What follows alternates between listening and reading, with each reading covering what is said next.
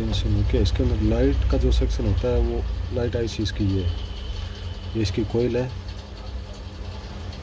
और ये इसका बूस्ट कैपेसिटर है और ये आगे रेजिस्टेंस लगी हुई है 0 ohms की। अगर लाइट नहीं जल रही है तो सबसे पहले तो आप डिस्प्ले के अंदर ग्राफिक्स चेक कीजिए। अगर ग्राफिक्स आ रहे हैं फिर भी लाइट नहीं जल रही है तो इसका सॉल्यूशन ये है।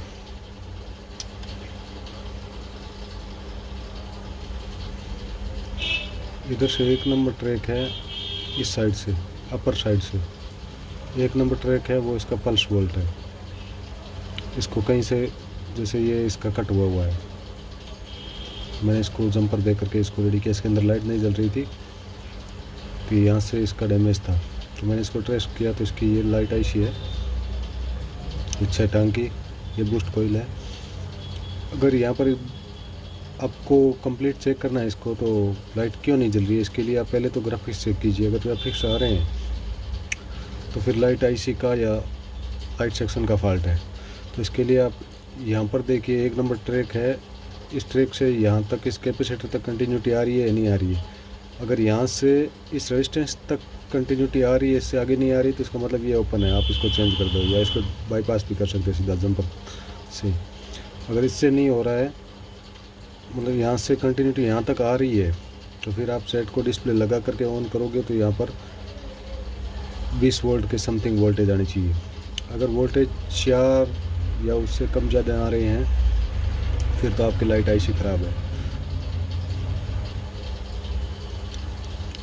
या अगर बूस्ट कोयल ये है, इसके एक सिरे पर आपको इस कोयल को चेक करना है। यहाँ पर अगर वोल्टेज आ रहे हैं, यहाँ नहीं आ रहे हैं तो ये कोयल ओपन है, आप इसको रिप्लेस करना होगा।